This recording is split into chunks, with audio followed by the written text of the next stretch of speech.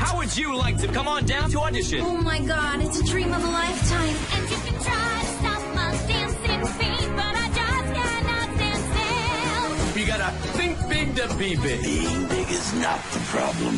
Now from the SiriusXM studios in New York City, this is an Entertainment Weekly Radio Town Hall, including Emmy and Tony Award winner Martin Short, Grammy and Academy Award winner Jennifer Hudson, Tony Award winner and Emmy nominee Harvey Fierstein, and more from the cast of the NBC live musical Hairspray. Now, here's your hosts from Entertainment Weekly Radio's LA Daily, Julia Cunningham and Kyle Anderson.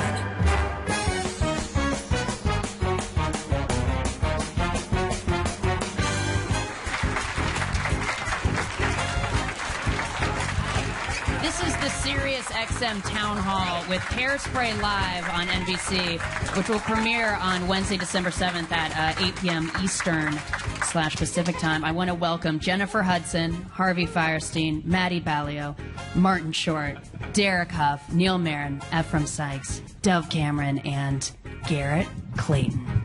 Maddie Ballio, tell this story because this is a phenomenal story of you getting involved with us. Yeah, so I went to college in New York for 2 years, and I actually completed my sophomore year the day before they told me that I got this part. But I saw an ad on Facebook that there was going to be a big open call for Tracy and Hairspray Live. And this was one of my dream roles because Tracy is like the ultimate underdog for everyone and the ultimate optimist, and I relate to her in so many ways.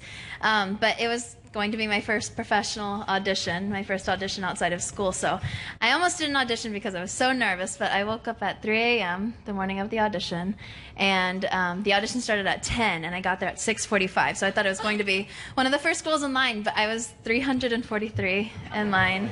Yeah, over 1,000 girls showed up that day, and then 4 callbacks later, I got the part. Wow. So that's a very elaborate way of telling us that you're a college dropout, is what you're saying. Dun, dun, dun. It gets dramatic. How scary is that, though, when you get to, like, position 10 and you can see it in the background and you're like, okay, I'm next, and I've been waiting for hours, and I have goosebumps, and I'm like, ah. Yeah, it was pretty scary, but throughout the whole process, after every callback, I had no idea how many girls were left. And apparently they had known, like, for 2 weeks at my last callback that I was Tracy. I had no idea.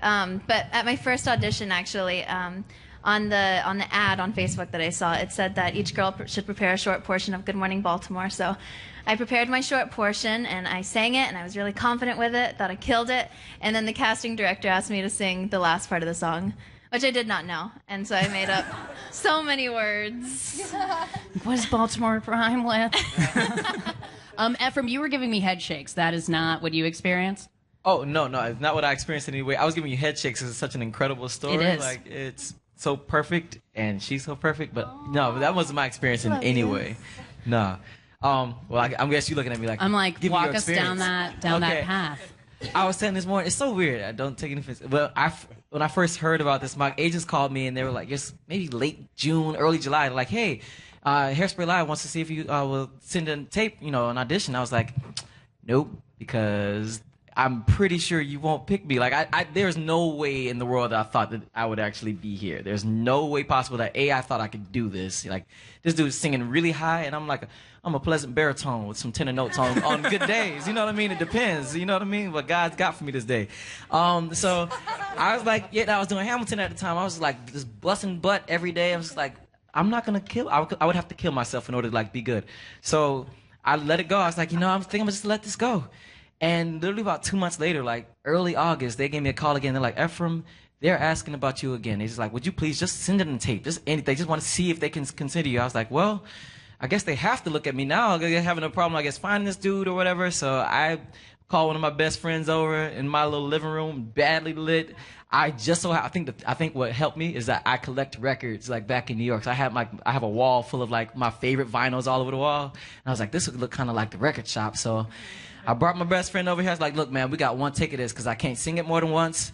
And we'll go through these sides, give it my best shot. And yeah, I sent in my little raggedy videotape. And a couple days later, I got a phone call that's like, yo, you're going to be Ariana's boyfriend. And Jennifer Hudson's going to be your mom. I said, let's hang up the phone. Good night. Yeah, and now I'm here. And I'm sitting here at this microphone, and I'm crapping my pants. That is so thoughtful of you. Thank you. That's funny. We're so, all of us, happy that you just did that. It's a fresh aroma. Yeah. Luckily, you can't smell on radio. That's a positive thing. No, it's fresh. It's fresh crap. Oh, yeah, all that's right. great. It's like All full right. of strawberries. No, it's gross. Things got really dark. It's Trump's really America. fast. We can say anything. Speaking of It's a very classy cast. Very It's clearly. amazing. Well, also tell us some about the shaping of the cast in your minds, Neil, where you wanted to start out with.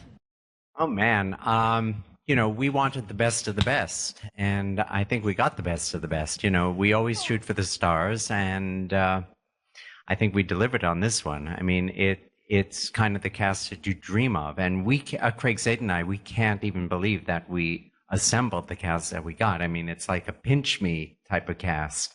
So, first finding Maddie and having Harvey recreate his role. Who and again, it's very emotional to have him as a part of this, to preserve that iconic performance. And of course, Jennifer, who we've known and loved, and we don't think there's going to be a better sung or better acted Maybelle than Jennifer. And I mean, the rest, and Marty being teamed with Harvey. And Derek, I mean, there's no better dancer or somebody to create Corny Collins, and our young stars are, they're a gift. Harvey, what was your audition process like for Hairspray Live? Did they make you do it again? There was a big couch, He was great. and they said, just relax. I said, okay.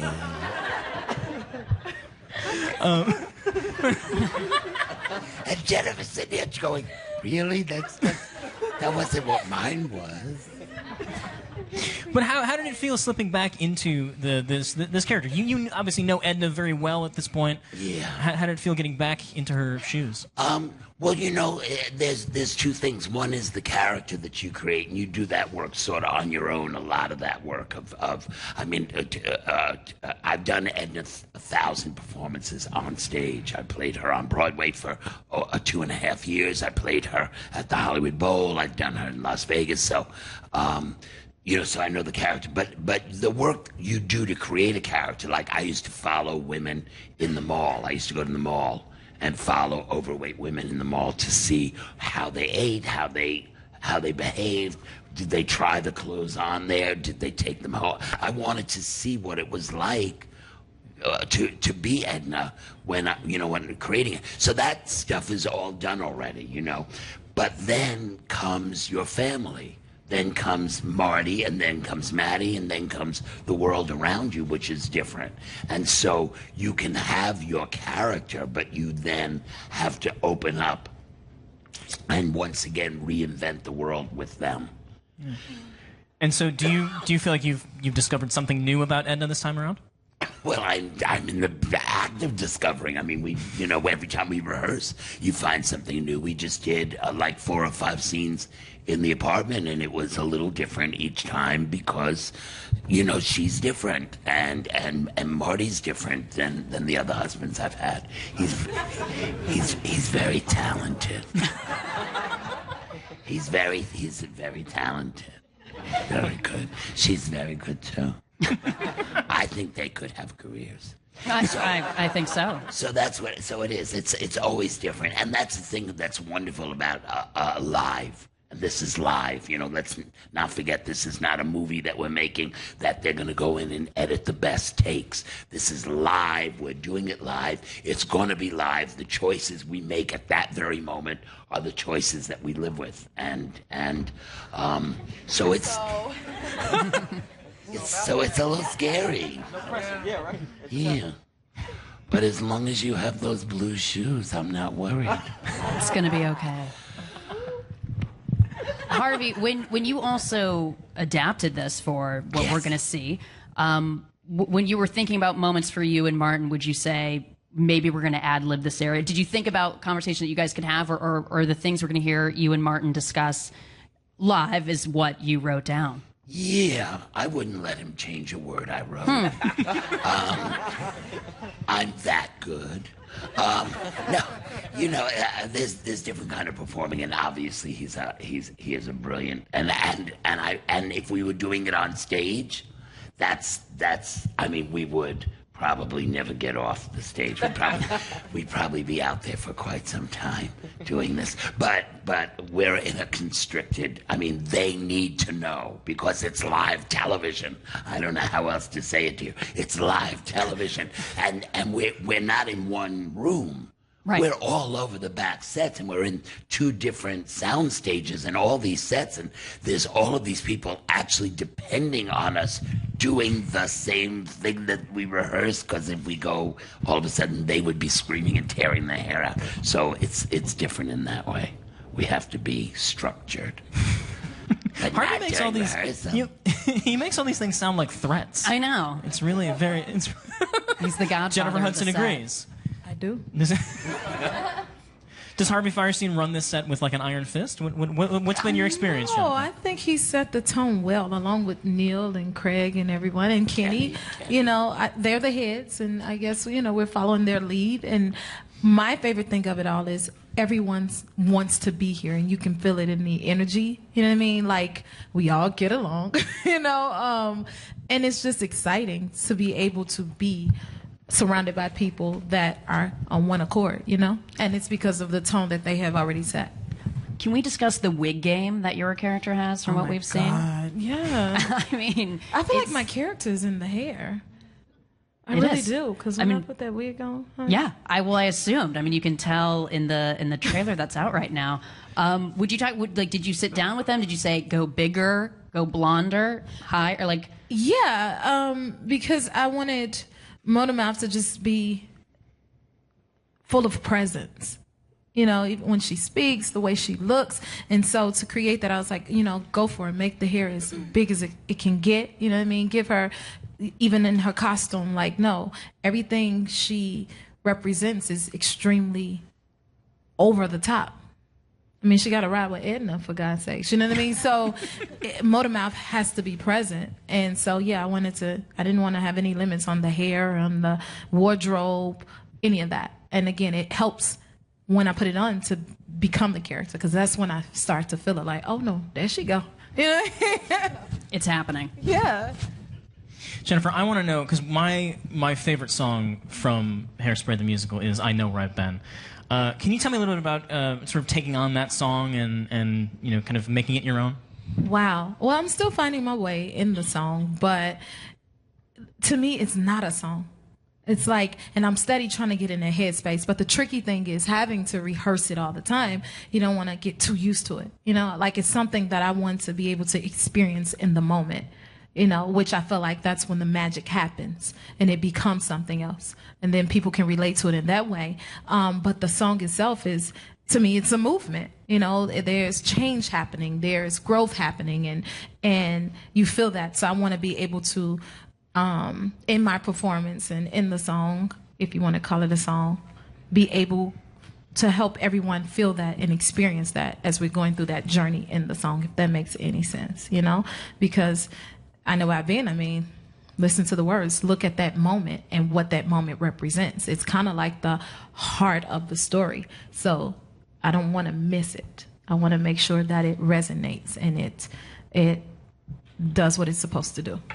Well, she got goosebumps, kind of. I know, a little bit. She's not even singing. I know. Did I get to you? No, yeah, you did. I'm feeling it. Right. Oh my God. Oh my God. This is real.